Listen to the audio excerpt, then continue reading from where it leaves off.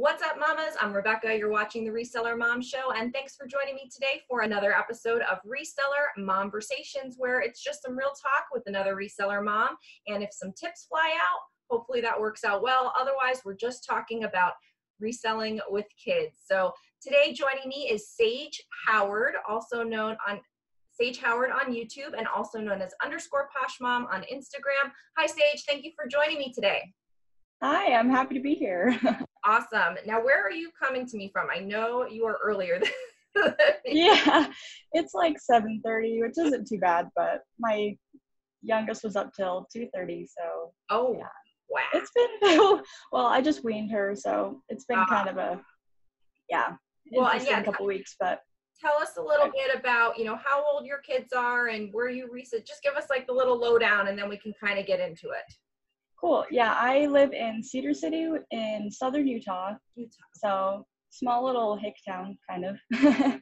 But I'm in school down here right now. So my oldest is, what? What are you in school for? Economics. Oh, wow. Okay. Awesome. Yeah, I love it. So that's kind of newer development, but I really like school and I like working and I like math and all those things. So it's kind of fun. But my oldest is 4, almost 4. She turns 4 in November. My youngest is 1.5. Okay. So, and I have 2 girls.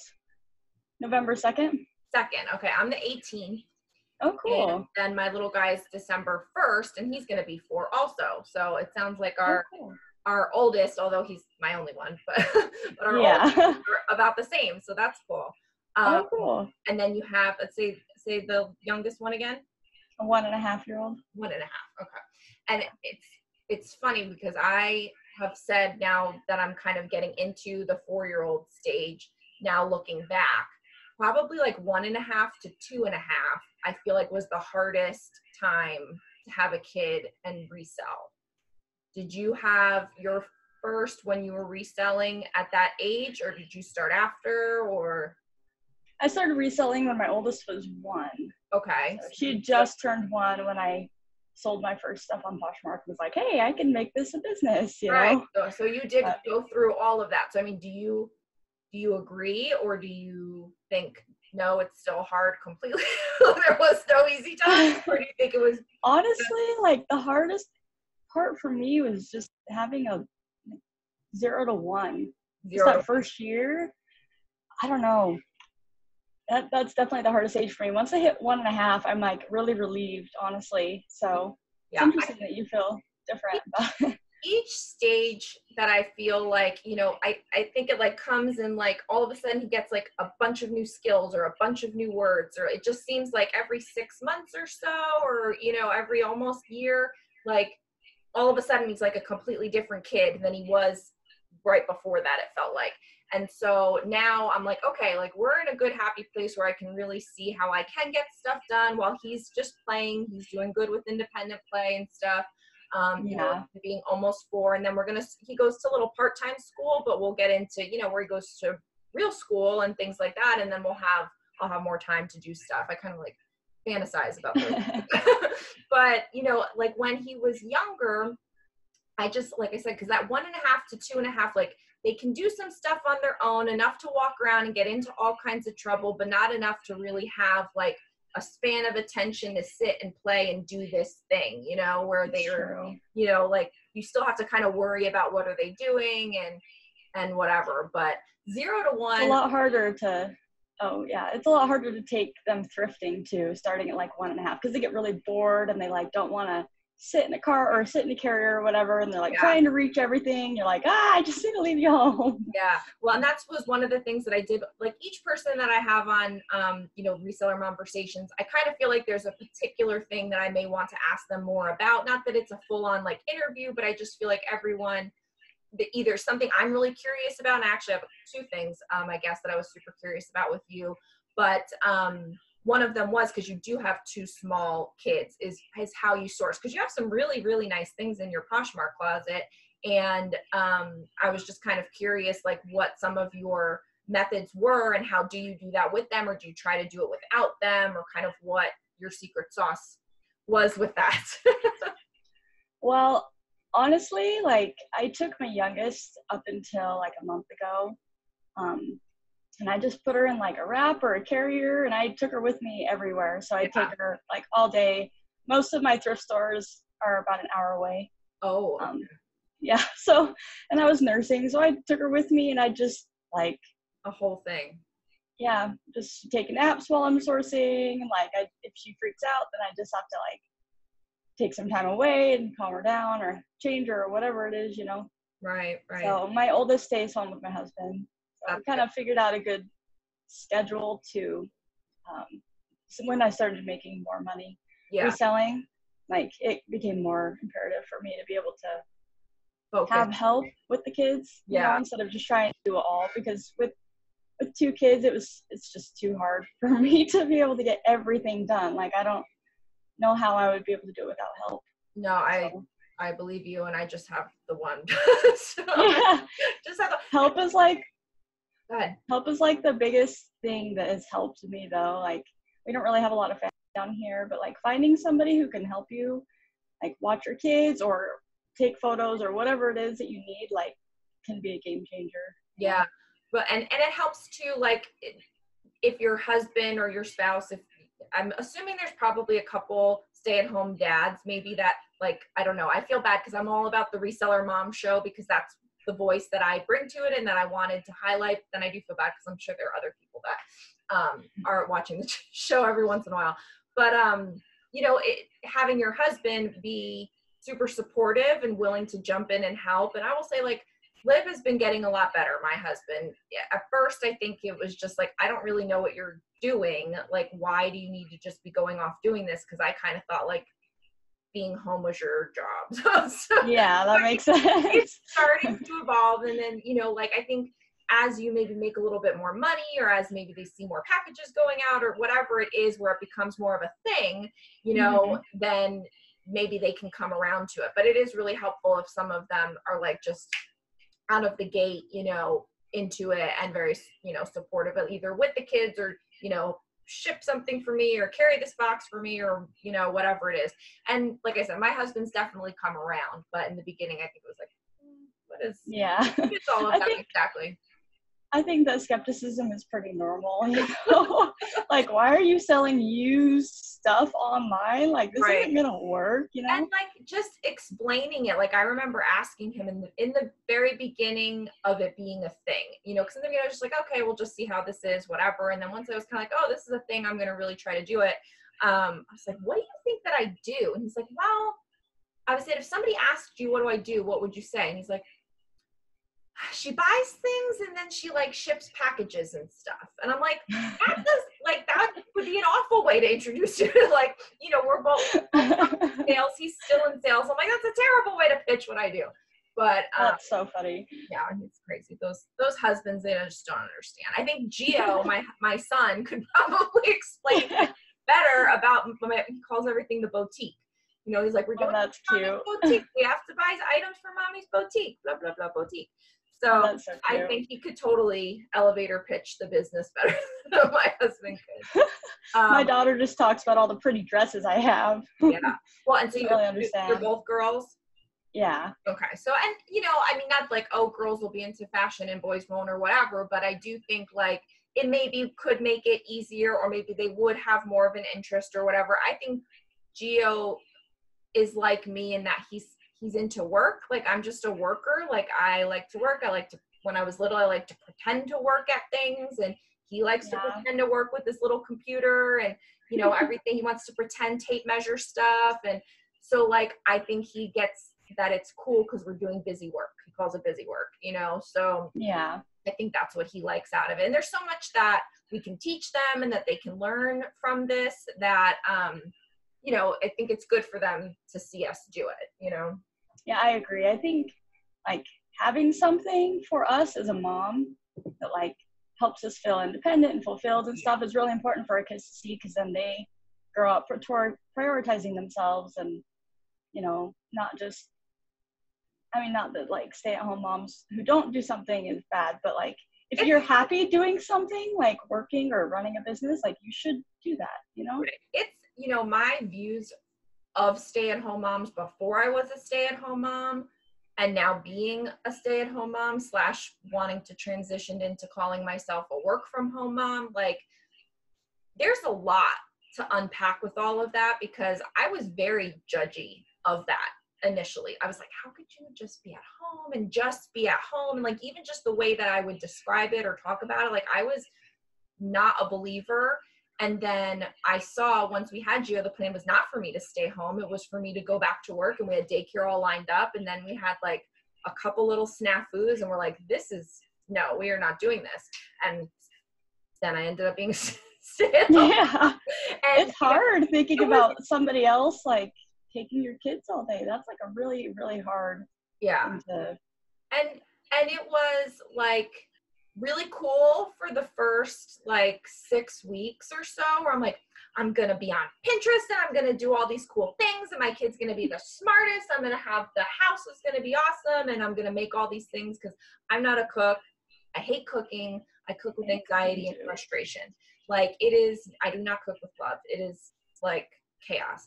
And so I'm like, I'm gonna learn to really make things, and you know, and that was like cool and novel for the first couple of weeks. And then I was like, this is bull. Like, I don't care if I get to be a better cook. Like, not, like, I don't want to make muffins all day. I don't care if my laundry is folded. Like, if you see, like, I don't fold the fitted sheets. Like, I think it's a waste of time to fold fitted sheets. Like, I just crumple them up and throw them in the closet. Like, it's just... I think folding is kind of one of those chores that feels like a waste of time. All of it feels like a waste of time. Right. There should be some approved system where you could just live out of the laundry basket and just hope for the best. I've definitely done it, but I've never done that. No, I definitely put everything away. It might take an extra day, but I definitely put everything away. But yeah, I don't. That's bad. I don't. But my husband, like, we joke about this. Like, he should have stayed home and I should have stayed working, but it just turned out that his particular job made more money than mine. But like, and that was before reselling, of course. But it's like he just has more of a mentality where he does see the things that you do in the home as an extension of yourself. He takes pride in it. He has a respect for it. And for me, that's how I see work and your job and your career or whatever you make. Like, that's your extension of you. That's what life says about you. And I don't know how that happens or how that gets developed, but we just see things very differently. So for me to have pride in how I clean my home or how I make dinner or whatever, it's not as fulfilling or something I care as much about as I do with like working. Yeah, that's so funny, because that's like exactly how my husband and I are. And we actually got to the point just a couple months ago where I was making more than he was making with reselling. So we switched, like, and he's the stay-at-home dad now. And I did not know do this full time. Yeah. Well, I work full time now running this business from home, and I also go to school. Okay. So you go to school, and is it part-time or is it full-time? Yeah, I'm doing part-time. Part-time. So. Okay. So you have that, and that's obviously a lot. And then you resell, and you would consider the reselling as full-time. Like, you put in like a good full day's work with it.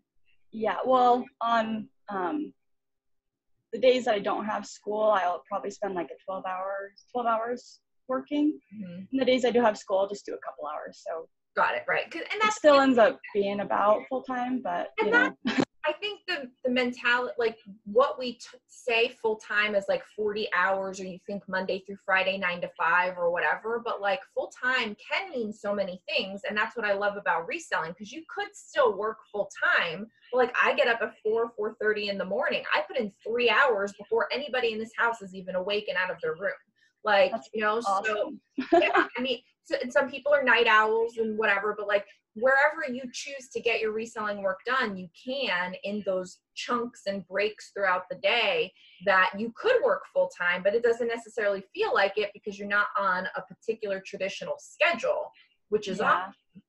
That's one of the things that I love about and look forward to when Gio is in school, and he'll have activities, but school. And so I can just kind of call the shots with how it all goes. And it's very flexible time-wise. You're not on strict schedule and traffic and whatever. It's nice to be able to create systems too, you know, during the day. So yeah. like if you have daylight hours, that's when you do your photography and whatnot. And then at night when it's later and the kids are in bed, I'll do like my measuring and listing and cross listing and all that stuff. So yeah. So then you say daytime for photos, so you do not have a light set up? I do have a light kit, but I just really like having natural light for my photos. Okay, so, that's cool. Yeah, but I did use a light kit until my husband and I, until he started watching the kids full time. Got it.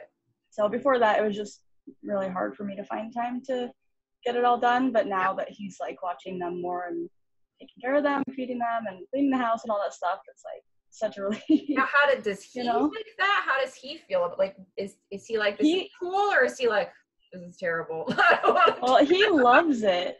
Like, our house has never been cleaner, and he like loves doing laundry and cooking, and he like meal preps and all this stuff. And I'm like, man, yeah, our house turned into like the home I always dreamed about having and I wanted to have, but I didn't like it very much. Like, I don't like cooking and I don't like cleaning, and I just have a really hard time with it. So I love that. Your husband been really awesome. YouTube channel. Like, you should he should have a YouTube channel and put it out there for all the men to see. That's funny. Yeah, he calls what does he call himself? I can't even remember. Mr. Mom, I think. Yeah, absolutely. That's awesome. Well, good for you. You've got the whole loves it there on that one. He doesn't really like working, so when I started making as much as him, we were like, hey, we need to switch this over. And then I made more, and we're like, okay, we can take the leap and we don't have to feel so scared about it. So are you just Poshmark, or are you Poshmark and eBay too? I'm sorry. Both. Yeah, both. And that's it, just the two? Yeah, I started doing eBay just a few months ago, and that really just like kind of blew up for me. Like, I started making a lot more, and it was, I don't know, I really like eBay. But is that your bigger platform now, or are they both about the same? Or they're about the same, but I don't have as much on eBay yet, so I feel like once I get more on there, it'll become my bigger platform. Got it. Interesting. It's so funny how it works out. Like, I didn't start on any of these platforms. I started on an app called TotSpot. Shout out to all the moms out there, because it was an app just like Poshmark and Mercari and whatever, but it was just for kids' clothes. And now there is Kitizen, and that is still out there. And I was on it for a little bit, but TotSpot was just kids' clothes, and it got bought out by Poshmark. I was going to say, I thought I got an email that Poshmark bought them. So.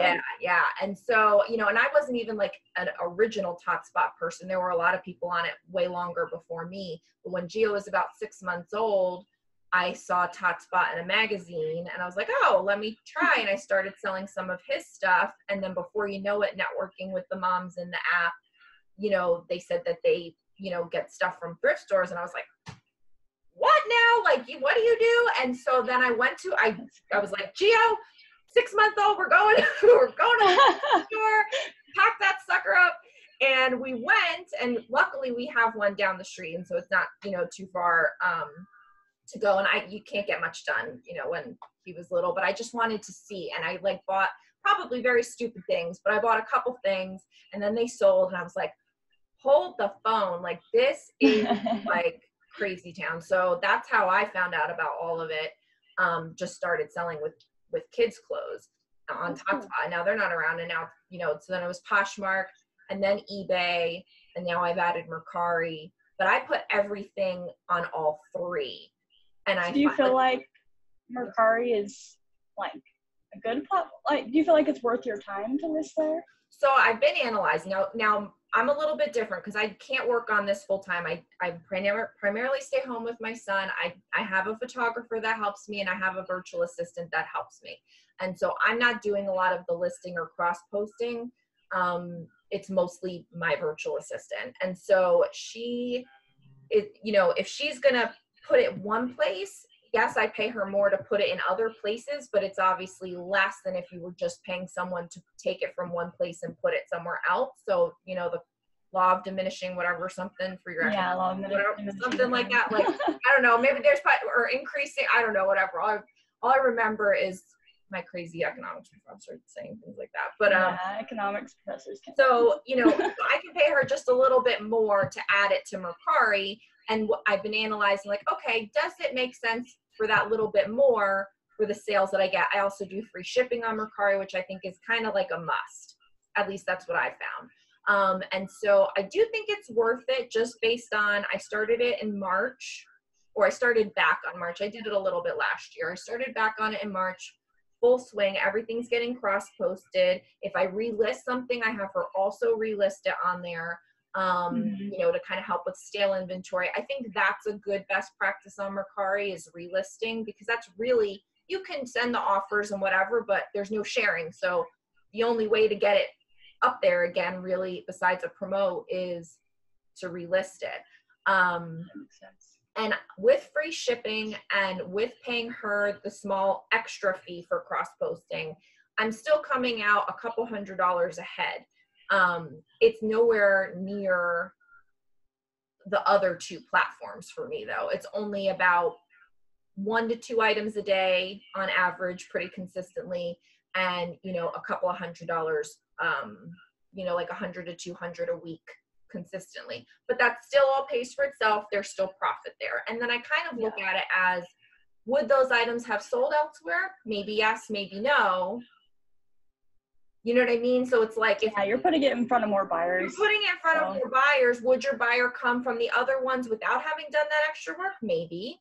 Or maybe your buyer was only ever going to be on Mercari, and then it would have just sat all of that time. You just don't know. I find that I get sales a lot more quickly on Mercari. Like things will just sell fast, rather than sitting and having to be shared and having to be price dropped and having to run a sale and all this shenanigans. So if people like scoop things up more quickly on Mercari. And I think if I put a different practice for Mercari in place versus the other two, as far as relisting goes, like relisted things more quickly, more frequently, I bet you I'd have better sales on there. I just haven't gotten that system going yet. That makes sense. I guess it makes sense, like, if you have somebody else doing it, like, and like you're paying them a little bit and it's making more money, like, that is great. For me, I haven't done it because I don't feel like it's worth my time. But if I hired somebody, I feel like I would probably have them process. Yeah, I mean, you know, for you, because you do have a little bit more time, it is your full. I mean, obviously I know that there's a lot that goes into all of it, so as a reseller, time is limited in general. But did I hit my, oh, I did. Like, is it worth your time? Isn't I think it takes a little while for it to become worth it. I think there'll be like a tipping point, and you may have to do 100 or 200 listings before you get up enough sales, enough reviews. Because I really saw a boost after I hit 100 reviews. I don't know if that's a thing, but I tried to pay attention to any milestones with my sales and reviews on there, or feedback, or whatever they call it, reviews, to see if that did anything. And that's what I noticed. So I think you have to kind of commit to it, at least for a period of time, and put it in, and then kind of evaluate it afterwards. But I don't really know if there's things that sell better or worse on there, but I just feel like I don't care where it sells, as long as I'm making, you know, the profit that I want to be making minimum on each, you know, item. It doesn't matter to me where it sells and what have you. But I constantly look at it just to make sure that it's still worth it. I'd like for it to be a little more worth it right now. But it's not quite yet. But like I said, I think if we relisted a little more frequently, specifically on Mercari, that might help. I'm not sure. Yeah. I mean, if you ever get to a point where you can hire a virtual assistant to help you, you know, I would highly recommend trying it. I couldn't run my business without a virtual assistant. It just wouldn't happen. Because I physically can't do all of the work that goes into it. But there is something to be said for keeping all the money yourself and just doing what you can. And if that works, then that works, you know? It just depends. I have somebody help me share, but I want to hire somebody to help me photograph and like measure and describe and all that stuff. So kind of in the process of like getting all the legal paperwork ready and making sure that I have all that stuff Good. fleshed out. It's kind of like an overwhelming process a little bit, but It really is. I've had my photographer for about 2 years, and we've gone through several iterations of how the job has gone. Like, she started doing the photos in my house, then she did them at her house.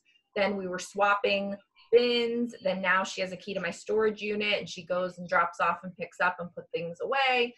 Like, so you had a really good video on all of that. So yeah. And I'm probably going to end up doing another one because I would like to. She doesn't like it so much when I retool how we do things.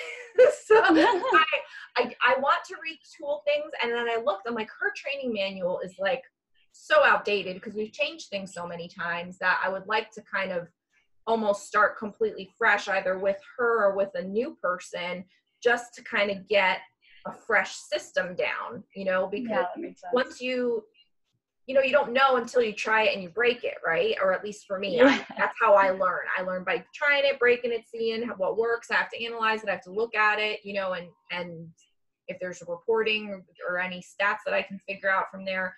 But with her, she's just doing it, and all she knows is that every time I talk to her, I'm like, can we change this? Can we change that? So I know that that's difficult because you want to just get into a rhythm and do it, Yeah, that makes sense. So I may be looking for an extra person or something like that so that I can kind of hone a new system without having to mess her up too much. Yeah, that makes sense. We'll see. I feel like there's lots of moms in my area. It's just kind of finding the right one, because when I put out to hire her, I got a great response. But it was just kind of finding one that then ended up fitting after we talked about it a little bit more. But a lot of people were interested. I think it's like a very flexible thing, so I think a lot of people would be interested. So. Yeah, I mean, and depending on how you do it, whether you have them come to your house or if you are willing to give them, a light setup, or then use daylight and do it in their house. It takes a lot more trust and everything, but that's because then you can work completely independently from each other. You're not dependent on schedules and all of that. Yeah. That's where I think the most freedom comes in, where you can just completely operate, on two parallel paths instead of having to, when am I going to drop the bins? When are you going to drop the bins? Oh, he's napping, or this, that. Yeah, that sounds like a lot of it was a lot working around each other. It was a lot for a while. And when she would come, Gio would be napping, and that's when I would have her come, because that's when I could also be available for questions, or that's when I was working and not really needing to deal with him. So I'm like, you need to be super quiet. And she worked in the garage for a while. It was not the ideal situation, but that's funny. But we made it through. We made it through. How is it with YouTube? Because I know you have a couple videos up. Yeah. How is that going? Is that new? I didn't see when you started it. Is it super new, or? Yeah, I just started putting videos up a couple months ago, and I have 2 new videos I need to publish this week. Oh, good. So, yeah, I like it a lot. I mean, I did YouTube a few, maybe 10 years ago. Oh. And so, yeah, but I kind of have removed all those videos and stuff just because I kind of changed what I enjoy doing and whatnot. But yeah, I really like it. I feel like I'm able to share a lot more content than I do on Instagram, at least in a different way. Yeah. It's just, watching stories all day, it just gets a little tiring. I just find, even though Instagram is great and for resellers, it's, awesome and we're all in it, but I'm just too yappy. I'm too much of a talker for Instagram. I just I can't always still figure out stories. And sometimes I figure out something and then I can never figure it out again. And I'm lucky I can put hashtags on my stuff. I'm the worst borderline millennial there is. I'm just on the cusp. I gotta tell you, I'm super old school when it comes to this. I am the worst. That's hilarious. I can't. And I had Crazy Flippin' Mom on, and she does a lot of Instagram lives, and she's had a lot of success with that. And I just can't get into it. I just can't. So I'm here, I can record, I can yip yap all I want, and then I can put it up later. like, I like that too. I'm like, if I don't have time to put it up or post while I'm out, because that's the thing is a lot of people post while they're out, and like I get in the zone and I just want to get it done, and I'll make a video or something, and then I can edit later. And right. Right. I'm still learning the editing, but, and on editing, one of the things that I definitely want to ask you, I watched your video on the photography. So you're an Android user and you have this app that you use to do your photos. And I thought that, I didn't get to watch all of it, but I watched the beginning part, and I didn't realize that's what it was going to be about, but I'm going to have my photographer actually watch it because she has an Android and we've been having problems with that was loud, with getting the photos with the white balance and all. And I just don't know enough about photography or anything to know what is the issue. We're like, put the lights farther back, put them forward, stand in front of them, stand behind them, do this, do that. You know, we're like driving ourselves crazy. And I use Pick-Tap-Go. And she can use it also, but there's some things on there that don't work for her the same way.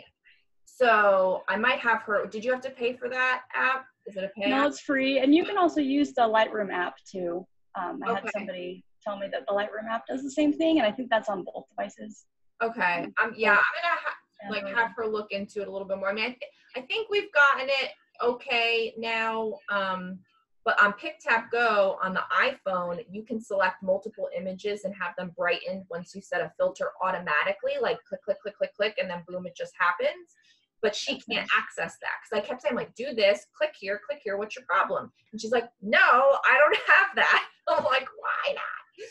So yeah, that's interesting. she has to do every single one individually, but you're doing it after the fact. It's a post-production, whatever. So if she could just play with this while she's taking the photos, that might be more helpful. I don't know. So we're gonna. I used everything in Lightroom, and then I tried using different apps on my phone. But like, really, what's been the biggest time saver is just taking the photos bright enough in the first place. You know. In the first place, yeah. Yeah. So then I don't have to edit it all. Like I just put my photos like straight onto Poshmark and eBay and stuff. Yeah, that's what I thought was going to happen when I bought this photography paper behind me. And you could tell the difference between that and my wall. You know, it definitely is a white background, but even still, it doesn't give that brightness. But I will say having it, then doing the edit makes them look way better than without it. So I guess I'm okay with the combination. I already bought it. I do recommend it, especially if you don't have a wall that's near white at all. Like, let's say you have a purple wall, you need something to put up, you know? So I definitely. My wall's cream or tan. Yeah, so. Yeah. Yours is, similar to what mine is.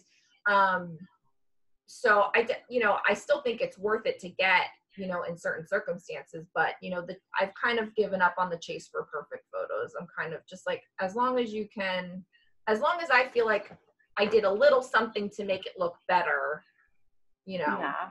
Maybe I should do a tutorial on using your light kit, because my dad was a professional photographer for like 15 years, so I grew up like going to weddings and doing studio photography and all that stuff. So maybe I should do a tutorial on that. Definitely do that, because that's the thing is, what you know, millions of other people don't know, and it's so natural. Like that in certain videos that I put up or certain posts that I put, I'm like, is this even an idea? Like, is anybody even going to care? Or am I just stating the obvious? And then the more I do things and I get reactions or whatever, and I don't get a ton, but the ones that I do, people just want to either know that someone else has the same thought, and that kind of makes it real for them to go forward with it, or their brains don't work that way. Like, you know, I'm super analytical. My whole channel is like systematizing everything and processes, and you can shave off 2 seconds over here and, you know, come up with a system and a trigger and a if this then that kind of thing. You know, I'm just very like that. And so some people aren't, and it's nice for them to get that, you know. For me, you had something with your, you know, with the light thing that I had no idea, that, you know, you just never know. And that's why I do think it's so cool, because before I decided doing the YouTube channel, I'm like, is it even, like, do we really need another reselling channel? But you don't know what other people don't know. And some people would love your idea because it's not one that they would have themselves. And that's not that they're any less, it has nothing to do with intelligence. It's just we all pick up on different things and synthesize information differently. We all have something different to offer, you know. I think there's like a trap you can get in where you're just like, oh, I don't have anything valuable to bring to the table. Like, what does my voice mean and stuff? But really, like, everybody has something different and something valuable to teach others and stuff. And like you said, you know, you don't want to be just another reseller channel and stuff, but like, having more, I think, only helps, you know. You're adding something that nobody else.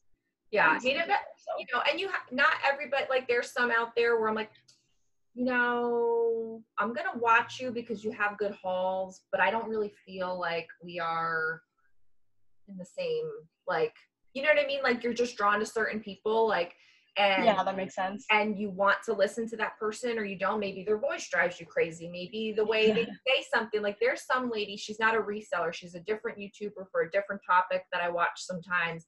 And she says this, it must be her like, or her, you know, space holder, but she says is.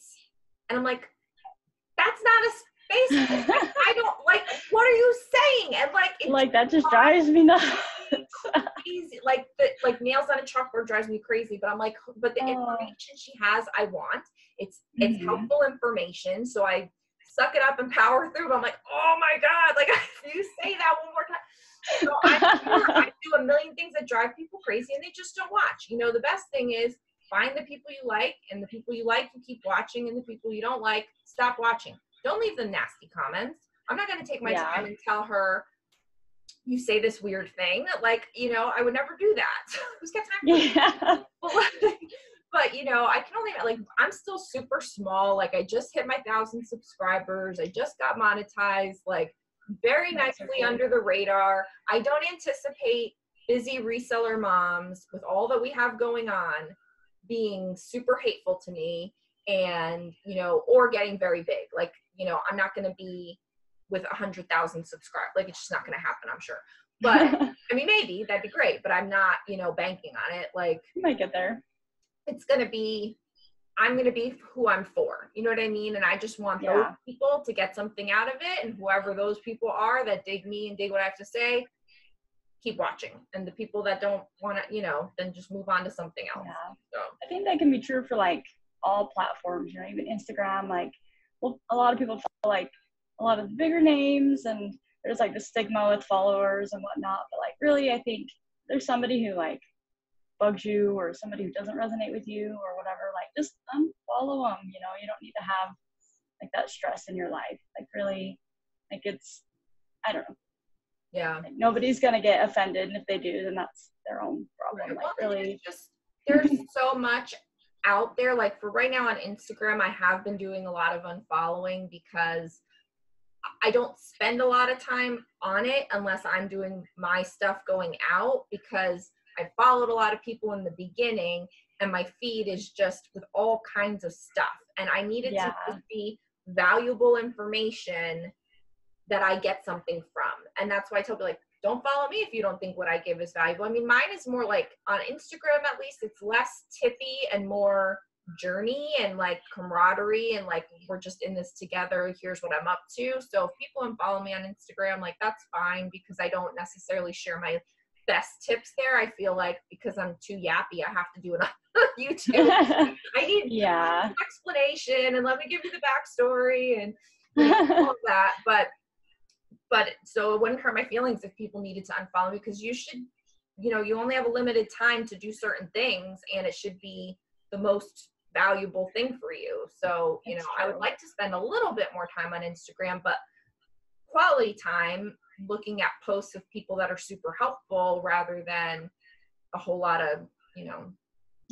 I don't even follow some of my like real life friends on Instagram, and like, it's not a big deal just because, like, you know, it's tailored to what I need Instagram to be for me. So I follow people, like you said, who bring value to my life and who are helping me. And like, if they're not, like, it's not against them or anything. I just need my time on Instagram to be maximized, you know?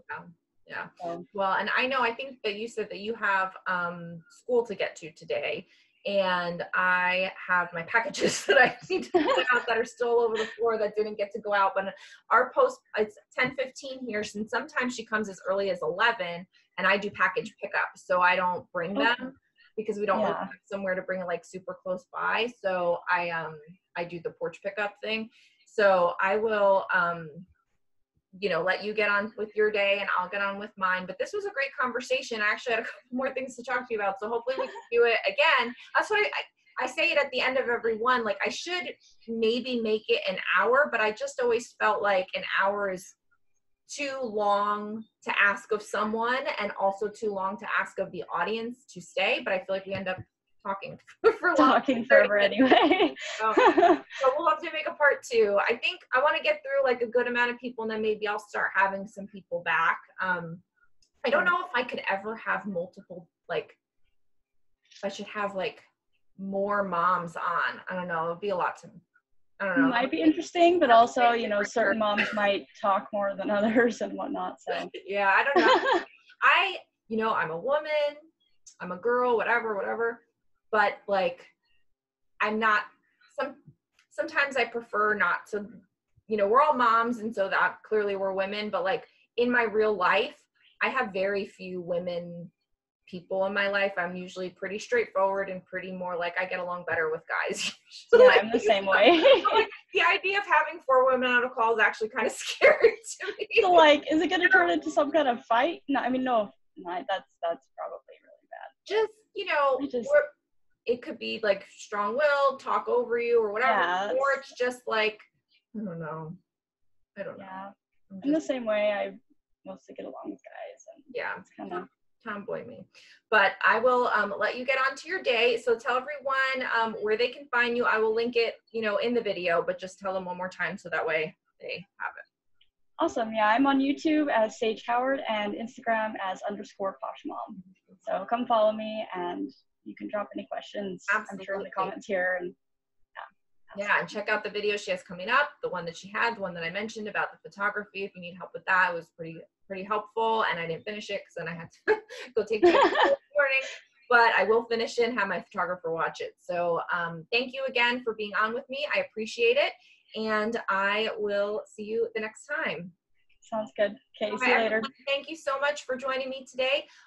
Please like this video on your way out. Go ahead and leave us a comment with any questions you have. And go ahead and subscribe for more Reseller Mom content to get more done, make more money, and stay sane while raising kids and reselling online. Bye.